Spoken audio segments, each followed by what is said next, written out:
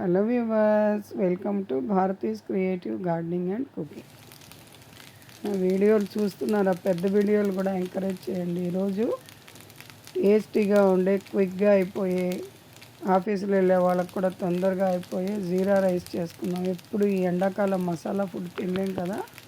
దీనికి అన్నం ఇలా పొడి పొడిగా వండుకొని పక్కన పెట్టుకోవాలి. బాణల్లో కొంచెం నెయ్యి వేసుకుని అందులో జీలకర్ర, 2 లవంగాలు, ఒక తేజ్పత్తా, కొంచెం పచ్చిమిర్చి, కొత్తిమీర, కరివేపాకు సన్నగా చాప్ చేసి వేసుకొని బాగా రోస్ట్ అయిన తర్వాత కొంచెం జీడిపప్పులు కూడా వేసుకొని అవి కూడా రోస్ట్ అయిన తర్వాత ఈ ఉడికించిన అన్నం వేసుకోవటమే.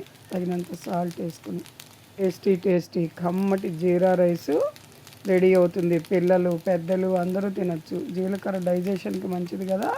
దీనికి కాంబినేషన్గా టమాటా, ఉల్లిపాయ కర్రీ చక్కగా కట్ చేసుకుని 2 బాణల్లో కొంచెం నూనె వేసుకుని జీలకర్ర, కొంచెం మినప్పప్పు, ఆవాలు వేసుకుని పచ్చిమిర్చి కూర చేసుకోవటమే. చాలా బాగుంటుంది.